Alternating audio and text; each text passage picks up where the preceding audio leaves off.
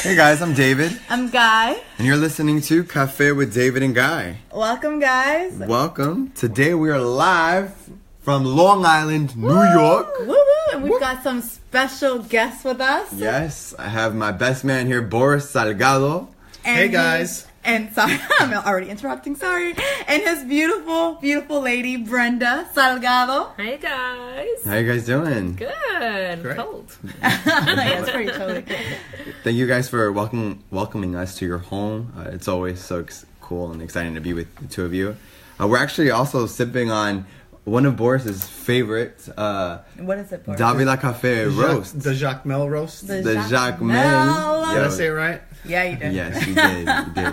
What did... Jacques keeps hitting those home runs every This time. is definitely a rock star. Yeah, so. I mean, we try not to have favorites, but you know, I understand. It's my favorite. That's so. right. And you're entitled to that. There you go. Yeah. Why do you like it, Boris? Can you tell us? I think what struck me first was the actual color of the grinds. When I opened up the bag, I was like, whoa, I had not really seen a color like that, you know? And the taste is a very clean, caramel taste to the coffee. So I really enjoy it, especially on the French press. Yeah. Ooh. So. There you go. French press. Full body. I love it. Love it. All right. Yeah. So today's episode is titled Not All Butterflies and Kisses. David and I, we've been talking a lot about just kind of there's this false perception of what a healthy marriage should look like and what it means to really be in a loving and happy relationship. And we thought it'd be cool to kind of talk about what actually cultivates a love that lasts. It's not, the Instagram highlight reel, but it's really about, the difficult things and kind of getting to, in Barbados, as they would say, brass tacks. Although we're not in Barbados, shout out to Barbados. Getting down to business and talking about more of the difficult sides of marriage. So, yeah, oftentimes there are misconceptions about marriage, and these are based on Hollywood, movies, love songs, so sick of love songs, right? Just throwback.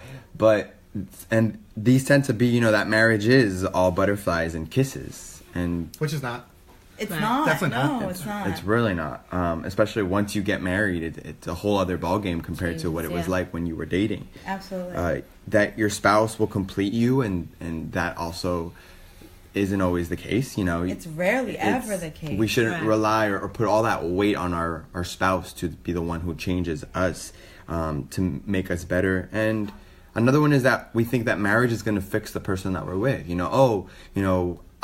We're dating, we're thinking about getting married, but already we're seeing certain things that, they're going to get better once we get married, and they'll change. and that's not the case either. And I remember having a conversation with Brenda when, you brought this idea of marriage being like a magnifying glass. Right. You were talking about how, the moment that you get married, really everything that maybe didn't bother you don't before. notice, right? It doesn't bother you at first. Yeah. Correct. Yeah, until you get married, and then that's when you start kind of like nitpicking, or even like, hey, wait a minute, I've never seen you do that. I didn't know you snored, or hey, things like that. Like, hey, you didn't put the toilet seat down, like things like that you notice, obviously, because you weren't living together. For most of us don't live together first, and once you get married, it's a different story. It's totally different. Yeah. And just to be clear, no one at this table snores when they sleep. No. JK. No. But no, you're right. And so, kind of talking about cultivating a love that lasts. So, guys, how long have you been married? So we've been married About 10 years. 10 years? 10.5 years? Whoa. 10 years and 8 months, to be exact. Whoa. Time went fast. So. Yeah. We've been married for 36 months and 26 days. Stop it. Wow. He does this every time. Wow. Every time. We gotta figure out the hours and seconds we've been Such married. a show off. Sure. And I'm the person in the marriage who's always like, on the day of our anniversary, I'm always like, oh no, it's the 7th, isn't it? Because he comes with like flowers, or he's just like so extravagant with it, and I'm always forgetting. But I love you. Not all butterflies and kisses, y'all. Right. Some of us are forgetful. Not of the love, but of the dates. Yeah. So 10 plus years of marriage, 10 years and 8 months, right? What have been some of the most important lessons that you've learned in that time? Can you tell us and share with us? I think for me is one of the things that I'm constantly always till this date, thinking of and always constantly be intentional about is not stressing over little things. So important in life. Yeah. You know, for example, Boris does wash the dishes in the house. I do not like washing dishes, but you know, I'm with you. Right? I am on the no washing dishes team. I can't. No, I'll do anything else, but not that. Boris, we're on the same side here. So, God forbid he breaks up dish. I can't get upset over it. Yeah. I used to make a big deal about it, but my mom did tell me once, if you complain about that broken dish, he will never wash the dishes for you again, So, and it's not for me, but it's for us. But, that's one of the things that I had to learn to not stress. Things will happen, things will break, things will fall apart in your life, but you cannot stress about it, and instead of complaining, spend that time, use this time to spend quality time instead, that's very important. Yeah, for me, I think a lesson was I got to learn how to be not as selfish, have to be intentional about being selfless. That's great. So I got to work at that every day. Yeah. So, just always putting her first and always putting the kids first, and it's contrary to how we grew up, Absolutely. So on that note, how important... So for David and I, we are a multicultural couple. We've got Puerto Rican culture, Nicaraguan culture, Haitian culture, different Spanish, languages thrown Haitian into Creole. The mix. Yeah. And, and we're an interracial couple as well. So sometimes, I guess from an outsider's perspective, there's a lot of things in the pot for us that's going on. And so we've had to navigate a lot of different cultural contexts. For the two of you, how important was it and is it to share similar likes and traditions?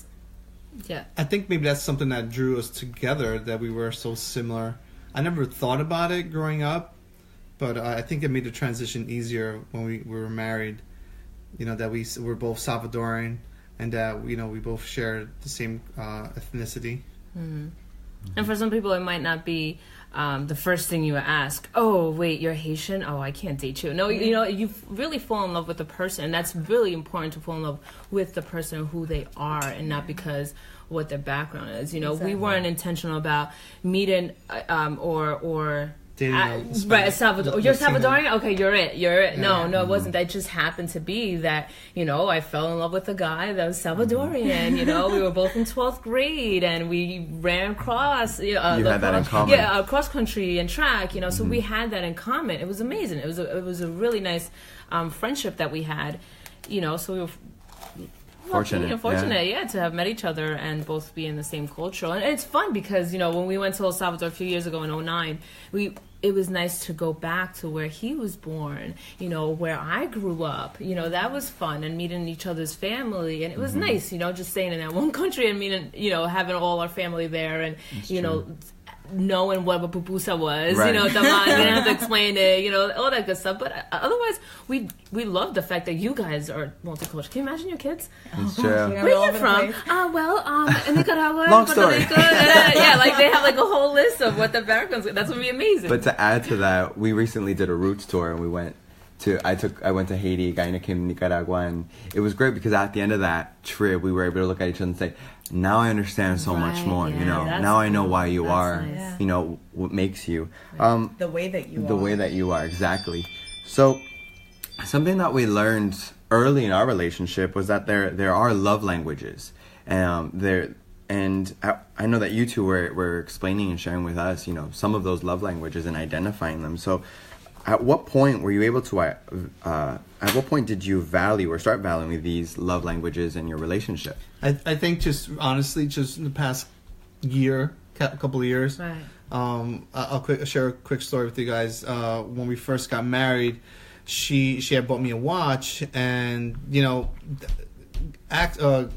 receiving gifts is not one of my love languages, but is one of hers. And I crushed her because I wasn't really into the watch, the gift that she gave me, and she even told me, she said, if you don't like it, take it back to the store and get what you want. And I took that to heart, and I said, okay, I'll take it back to the store, and I got something that I wanted, and that crushed her, and I didn't understand why that damaged her so much. But now that I realized that she was trying to fill her love bucket, in the sense that she was giving gifts, but that's not one of my love languages, and that's what I've learned from that.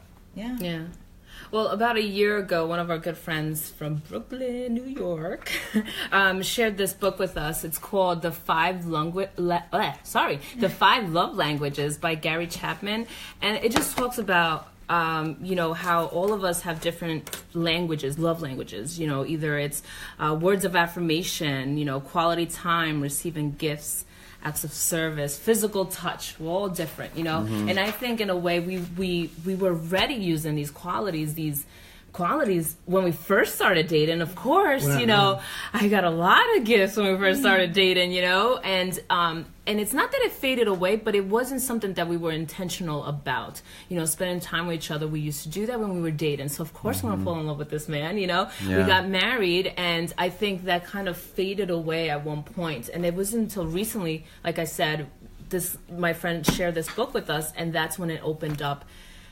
Understanding, like, wait, we were doing this, but we didn't know that it was important and how important it was. And I think now, like, we've been married 10 years, I think the next 10 years is going to be amazing, because now we really know what we really have to focus on. That's awesome. So on that note, kind of to bring it all together, I think the main 3 takeaways would be, be intentional about being selfless and not being selfish, because we all have those moments where we can get caught up with ourselves. And the second takeaway would be, don't sweat the small stuff, like you said, Brennan. Right? It's not a big deal. It's not a big deal. This too shall pass. Yeah. And lastly, just really valuing each other's love language. Different love languages. Right. Different love languages, exactly. Hey, if she really, really loves gifts, then do that. If he really, really enjoys quality time, or vice versa, just focus on the thing that's going to make the person that you love feel cared for and treasured. Don't apply your love language to that person. Exactly. Yes. Yeah.